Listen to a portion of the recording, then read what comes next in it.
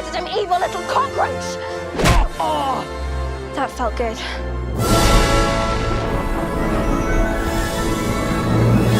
Expecto Patronum! In the early 2000s, fantasy films were exploding and dominating the cinema. Harry Potter, Lord of the Rings, The Chronicles of Narnia, and even films like Hellboy were dazzling guests by transporting them to other worlds. Concepts like magic, sorcery, and strange lands were flooding the zeitgeist of pop culture. Halloween Horror Nights had already dabbled in grounding their event in the backstories of characters and settings. Jack the Clown, the Caretaker, and the director were all given origin tales that would ground their respective events. In 2002, Halloween Horror Nights would move from its original spot at Universal Studios Florida to Islands of Adventure. The move was done to try and help bring awareness and business to the expensive theme park, which had been struggling since its opening in 1999. Islands of Adventure was a park built on immersion and storytelling. The idea was to transport guests into the experiences of each respective island. The park would heavily theme each island, ride, and show to help immerse guests into each experience. When Halloween Horror Nights moved to Islands of Adventure, it brought some unique challenges for the team to put on the event. Spaces for houses, and even theming for stuff like scare zones, became an issue that needed to be overcome. To try and deal with some of the theming issues, concepts were incorporated into whatever each island already presented. For instance, Marvel Superhero Island brought forth the Spider-Man villain Carnage for his own house. The island itself was transformed into Island Under Siege, where all the superheroes had been defeated and villains had taken over the city. Jurassic Park, Toon Lagoon, and the Lost Continent all stuck to whatever theme was already there. Dinosaurs, mythology, and tunes all dominated those islands. Seuss Landing was technically not allowed to be used, but its name changed to Booville, and sometimes would bring out the Grinch for photo ops. 2003 was similar, but themes branched out a bit more. After Marvel had chastised Universal for the previous year's Island Under Siege and Maximum Carnage, instead of a superhero theme, Marvel's Superhero Island became Toxic City. Other islands mostly stuck out to what was already there, except some houses like Psychoscarapy and Funhouse of Fear, located in Jurassic Park, branched out from the island theme. 2004 saw Halloween Horror Nights experiment with a dual park event. In reality, the event was more or less half of both parks. Most of the houses for that year were located in the sound stages, with 2 houses situated firmly in Islands of Adventure. As 2005 was gearing up, the team decided to do something huge. Seizing on the popularity of fantasy films and invoking a feeling of Dungeons & Dragons, they decided to push their boundaries of storytelling for Halloween Horror Nights. An entire world would be created, along with an elaborate backstory and theme that had not yet been previously seen at the event. Terra Cruentus was about to come to bloody life. The groundwork for Terra Cruentus would begin with Islands of Adventure itself. The park would literally utilize the islands that were already there and be divided into lands to populate the world of Terra Cruentus. There were 6 main lands: the Terra Gate, Ironbone Gorge, the South Hollow, Gorewood Forest, Dragon Forge, and the North Hollow. The year's scare zones would also be uniquely themed to fit the overall story. Terra Guard Run, Blood Thunder Alley, Cemetery Mines, and the Fire Pits were all crucial to the overall story of the world. There was also the Maldocken Pass, located in the North Hollow. To anchor Terra Cruentus, the team developed a unique character. The Terra Queen would be the ruler of this world. Not only would she be developed as that year's icon, but she would also be heavily tied to the overall plot of Terra Cruentus. Put on your hiking shoes, and let's explore the world of Terra Cruentus. Behold, mankind, the Queen of Terra Cruentus! Behold! In this world of Terra Cruentus, separate realms share a common devotion to, and fear of the Terra Queen and the thunderous black god of Ironbone Gorge.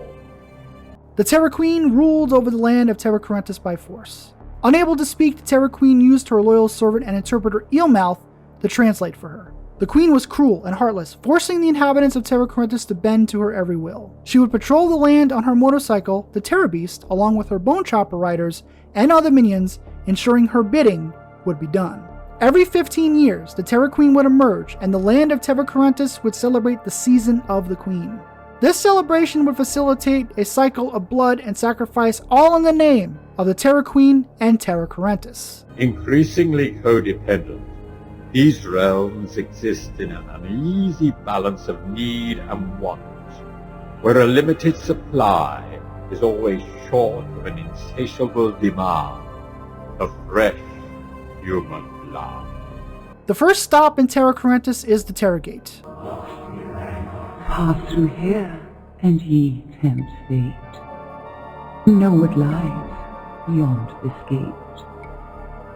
From bridge to bridge stand her guard, creatures bloody and battle-scarred. Bow deep to Queen on bended knee, born of iron and forged of tree. In dark of night, fresh blood made pure, witness gather from every shore.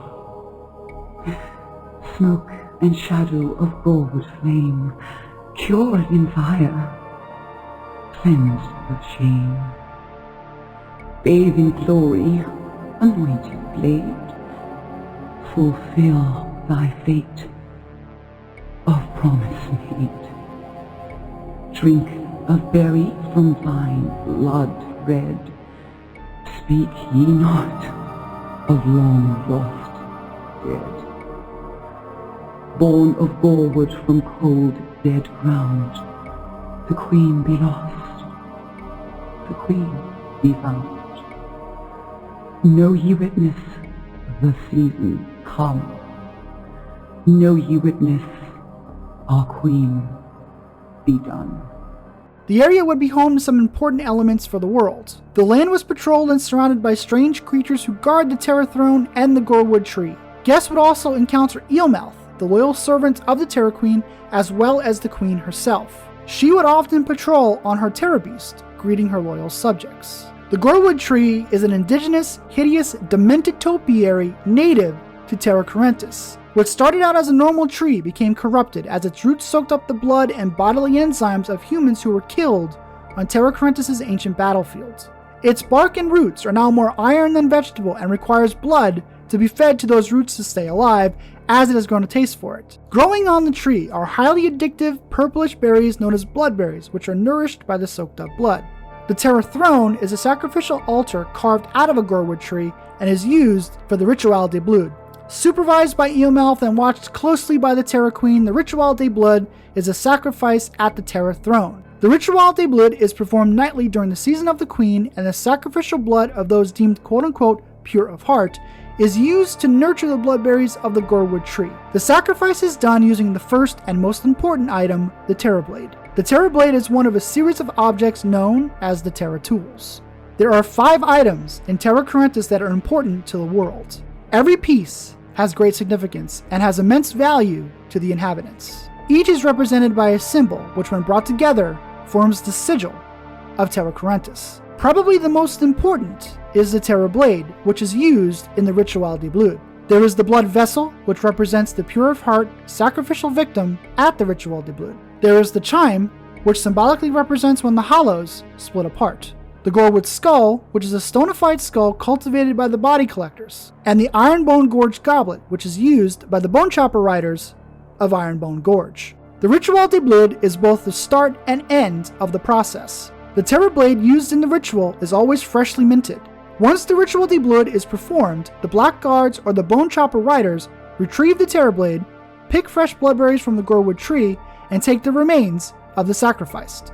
The Bone Chopper riders return to Ironbone Gorge, where they party in honor of the Queen at the Demon Cantina. They drink a concoction made from the bloodberries of the Gorewood tree, known as bloodberry wine. The drink is served in the Ironbone Gorge goblets, which is made of recycled Terra Blades. Once the Bone Choppers have had their fill of partying, it is their job to take the bodies of the sacrificed to the South Hollow. The Hollow. In the times of old, when the chime was one, Before the terrible rift left the waters of Loch Slough lapping in 2 separate shores, there was only one realm filled with hope and with light. but now 2 lie in dark within shadows of night. One now twisted, demented, strange. The other, bizarre, evil, deranged. In the south, the gesturing fools and ghouls rule the night. to the north, beyond Mount Agatha, a realm of terror and fright. Where clouds of confusion swirl in the dark, beware of the creatures that each wear a mark. Cross into the past if you so dare. The worst of the worst waits for you there. So listen, my children, those with pure hearts, they're searching for you, in whole or in part. We're waiting for you, in whole or in parts. The Hollow. The Hollows. There are 2 hollows located in Terra Cruentus. Both were once joined and were beacons of light and hope, a soothing chime emitted from the land representing a sense of purity. However, as the world of Terra Cruentus descended into darkness, a rift was formed, creating 2 hollows separated by an ocean. This caused the soil of both hollows to become corrupt, each now harboring a menagerie of things strange and monstrous. The South Hollow is the home of fools. Clouds swirl above, often confusing travelers who pass through. The South Hollow is also home to the Terra Ghouls, who lurk in the shadows looking to disturb travelers. The Bone Choppers take the bodies of the sacrificed to the South Hollow to be drained of their blood before moving on to the Gorewood Forest. On the outskirts of the Gorewood Forest, the Bone Choppers stop at the cemetery mines where the drained bodies of the sacrificed are buried. I hate them snarling guard beasts. I hate them! Turn your back on them for 2 minutes and they're gnawing at them collars and leashes. The lamplight holds the damn things back. But once they break loose of them neckbands and chains, they hide in the dark corners of the mine, waiting in the shadows for the lamps to go out and the candles to burn down. They say another one got loose in mine shaft 12. They say it took my old friend Mick to the morgue. The poor devil was just sitting there when the beast came out of nowhere, ripped him apart. Found a fresh skull today, one that didn't take in the blood soil. I keeps the rejects that nobody knows except the cemetery foreman, Ettenrub. Got a little side business supplying counterfeits to those drunken sots in the cantina. Boss man brought in 6 new breed beasts today. They say they're not as dangerous as the ones they got loose, but none of us believe them. Collars don't hold them snarling beasts, and they're just too strong for the chains. The whips ain't worth spit when a guard beast breaks loose. Candles and lamps is your only hope, and if you find yourself alone in the shafts, there ain't no hope in it. The bodies will eventually cultivate in the soiled soil, slowly transforming the bones into iron and the flesh into stone. The process also helps provide nutrients to the soil to feed the Gorewood trees. The mines where the bodies are buried are guarded by creatures known as knuckle grunts. It is here that the miners often have to fight off the knuckle grunts while digging up the already changed bodies from the ground. The knuckle grunts are particularly adverse to light, so the miners are always prepared with their lamps to scare them off. In the corrupt world of Terra Cruentus, everything is fair game, including some miners having side hustles selling fake Gorewood skulls to the Bone Chopper riders. Deep in the Gorewood Forest is the factory of the body collectors. Outside of the Terra Queen herself and the Bone Chopper riders, the body collectors are some of the most important inhabitants of Terra Cruentus. The turned bodies of the victims buried deep in the cemetery mines are dug up by the miners and brought to the body collectors' factory. The body collectors take various body parts of the bodies and do unspeakable things to them. Mostly, they would create art and tools. The Bone Chopper riders will often exchange money for bodies and parts to gather to continue in the process they are responsible for, delivering the newly completed Terror Blade for the Ritual de Blood. The body collectors are also responsible for creating the handle of the Terror Blade, which is made from the victims' bodies. In addition, the body collectors facility is also a place where those who break the law or make the mistake of speaking ill of the Queen are sometimes sent for punishment. The body collectors also provide the skull, or the coveted Gorewood skull, which of course makes up one of the symbols of the Terra Tools. Also in the Gorewood Forest is a school. It is here where children go to learn the ways of Terra Cruentus and how to properly pledge their devotion to the Terra Queen. Every day they recite their pledge to the Queen. Pledge obedience to the Queen, and the earth from which she's born. From deep within the Gorewood root, from blood to bone, from iron torn. In this world of many around, there is but one blood crown to be worn. Swear obedience to our Queen, from blood to earth to iron torn.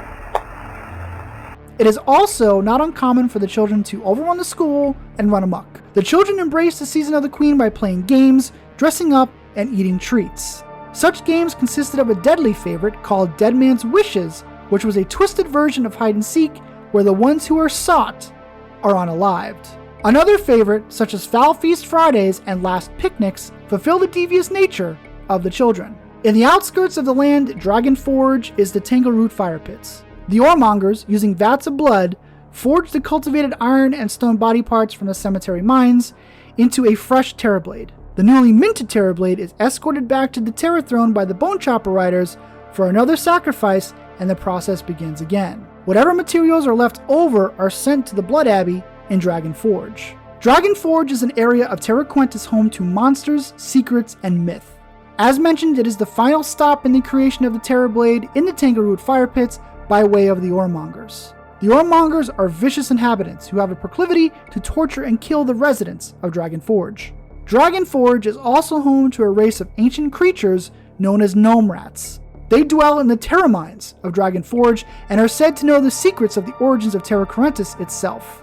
The Terra Mines themselves were a mining system developed by the mining inhabitants of Dragon Forge. Initially, the mines were dug to seek out additional materials for the creation of the Terra Blade. It was these miners who unearthed the gnome rats. There has been a constant battle between the miners and the gnome rats ever since.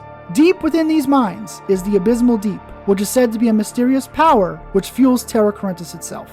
The Blood Ruins is a medieval village built by man-slaves which has seen better days. It has been ravaged by plague and is run by monks who have been defrocked. Bits and pieces of the sacrificed not used in the final forging of the Terra Blade are sent here. At the Blood Abbey, the monks use these pieces to construct various torture devices which are used as punishment to those deemed unworthy to be sacrificed to the Queen. However, they will often torture those who have said to quote-unquote volunteer. The blood from those tortured is collected and sent to the Tangleroot Fire Pits where it is used to help forge the Terra Blade.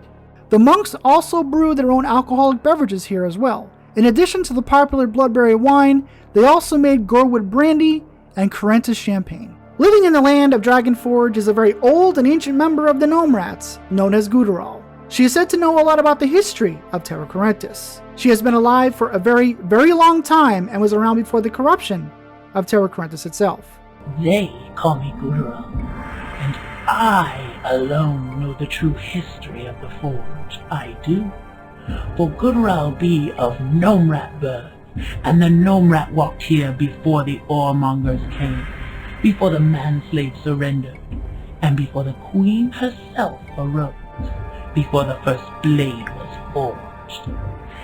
They say it was always a place of fire and flame. They say it was always a place of tunnel and cave, and deep below, they say it was always a place of river and wave. Methinks not before man-slave blood soaked the ground, not before the making of the blade. 'Twas then the first flames tasted Tangleroot. 'Twas then the Gorewood iron began to melt, and the first hammer sparks flew. 'Twas then smoke stank shrouded the moon, and ember glow cast strange shadows across the cold dead ground, and the shipments began to arrive. Crates and crates on cart after cart, each one carefully marked with the sign of the mines from a nearby realm, and the carts never leave empty, each restocked with fresh blade for the throw. Guteral knows the secrets, the lies, why the underground river spins. I know where the bodies from the old abbey go begin. I know the recipe for the Bloodberry wine, and how it intoxicates, and why it feels so good, and why it makes one do things they do, and the things they never should. Guteral be of Gnome Rat birth, and so know the way beyond the hollow to Maldakin Path. I know of the test, but if I help you through, they will do to Guteral what they're waiting to do to you. Located in the North Hollow, the Maldakin Pass is a mountainous region home to many dangers. The pass and the hollow were used as a testing ground to find those quote-unquote pure of heart to sacrifice to the queen. There are many horrors located here, and the area is considered an epicenter of terror in Terra Cruentus. It included everything from abandoned homes to unspeakable evils hiding in the shadows, to whispers of a creepy clown torturing humans for his own twisted delight. Upon the conclusion of the season of the Queen, which would be Halloween night, the Terra Queen herself is sacrificed. Time is so short. I sit split in the air. There is little left. Time draws near. The minutes of the clock tick by. Say your final farewells, my queen. These men shall continue in your service. For once you are gone, you shall cease.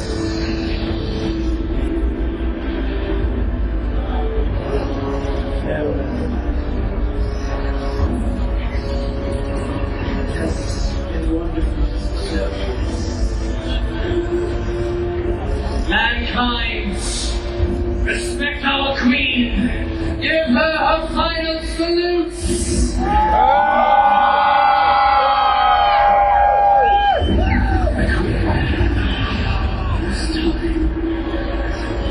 Alton boys, we know what to do. Do this. Do it.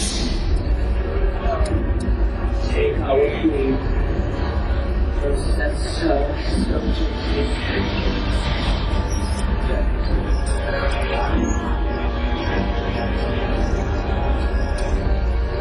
The queen must return to the nest.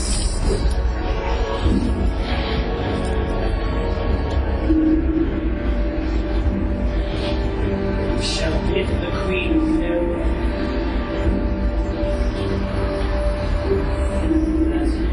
Rest upon this nest until the next season comes. May she rejoin the roots of the forward tree. Rise, my queen.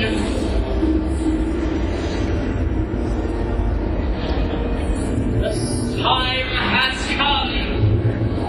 The season must come to an end. It is done. The time, the feast, the season of the queen. The season come. The queen is done.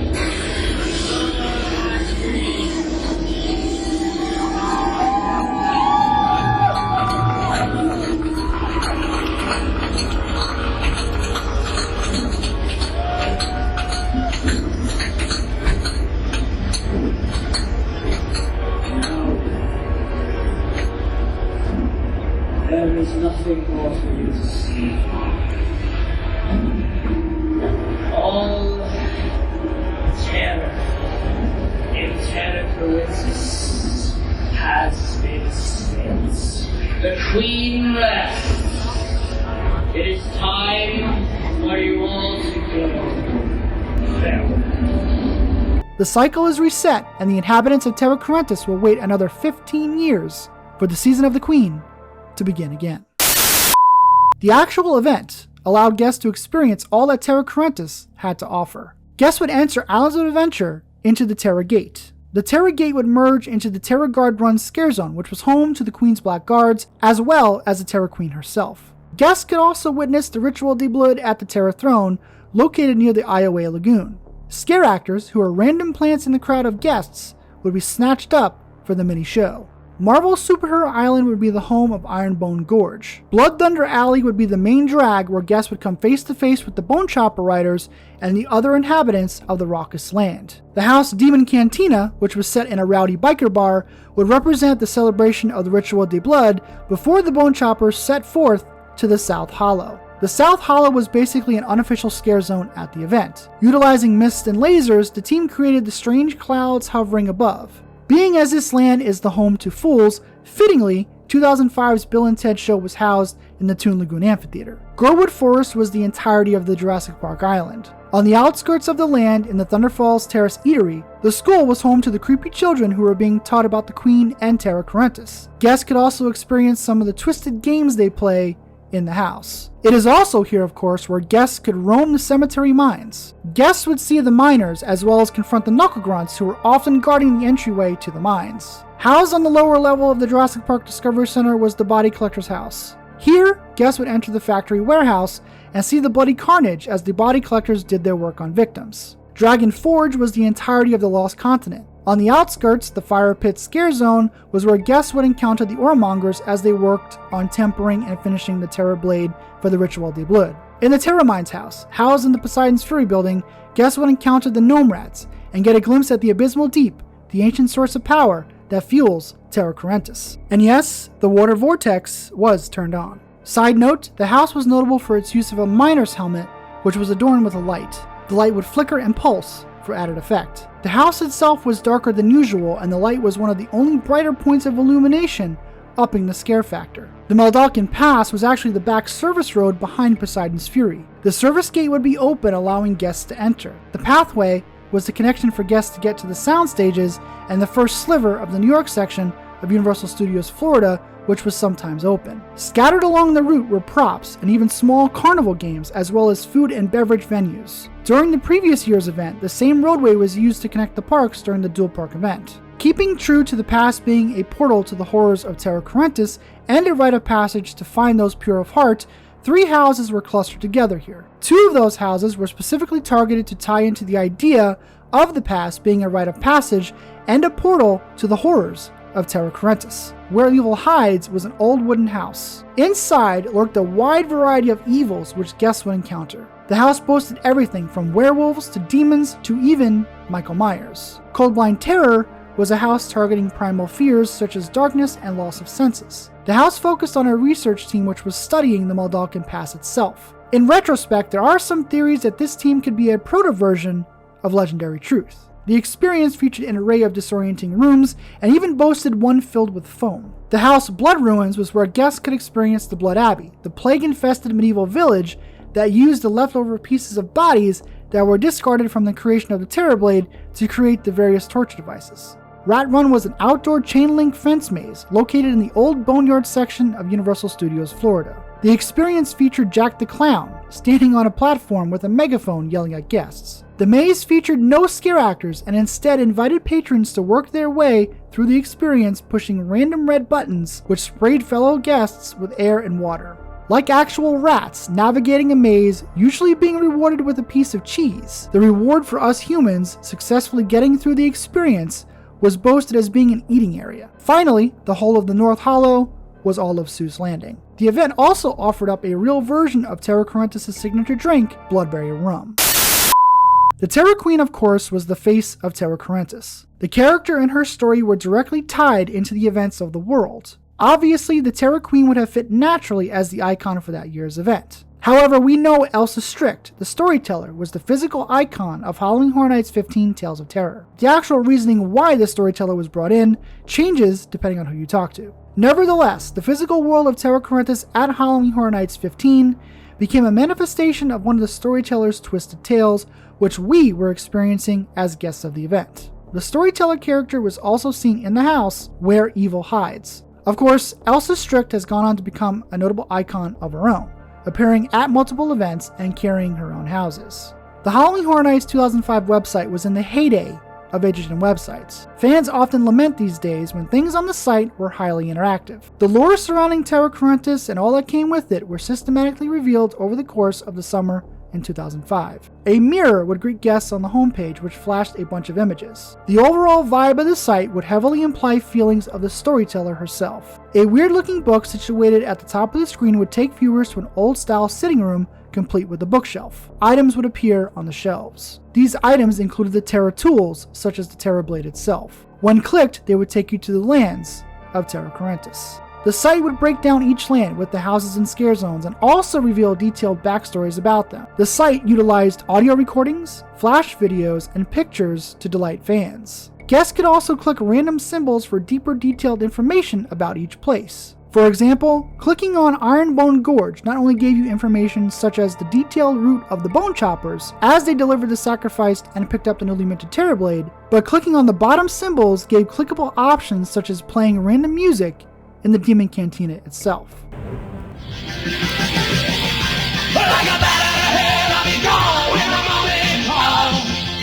There was also a clickable map. Clicking on the map allowed visitors to explore the world of Terra Cruentus to get the same information. It also offered some fun secrets. Of particular note was in Dragon Forge. Clicking on the Terra mines allowed you to explore the mine in darkness. A circle of light would mimic the light on the miners' helmets guests would wear in the house itself. Getting to the end of the mine and clicking on the symbol revealed one of the gnome rats. On a personal note, that little jump scare is still one of the biggest scares I've ever had in association with Halloween Horror Nights, and it was on a website.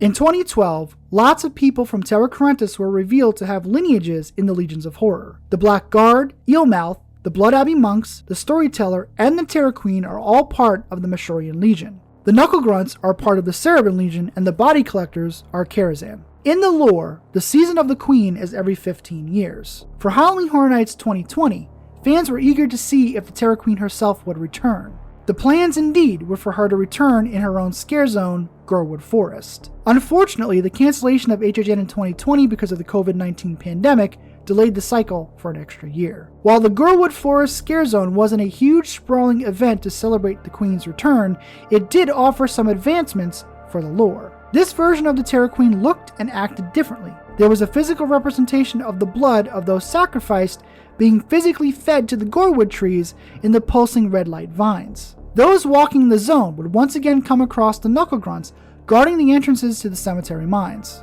While they weren't seen, motorcycles could be heard in the audio representing the Bone Chopper riders. Notably absent were the Body Collectors, but the zone did feature carts with discarded body parts. At the Terror Throne itself, a body was sacrificed nightly. This individual was actually Eelmouth, the Queen's trusty interpreter and confidant. I guess they had a falling out upon her return.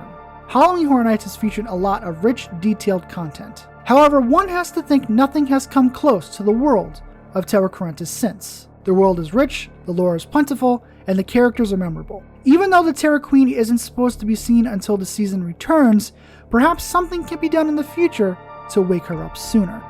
I hope you enjoyed this journey into the fog. I'm HHN Legacy, and thanks for watching.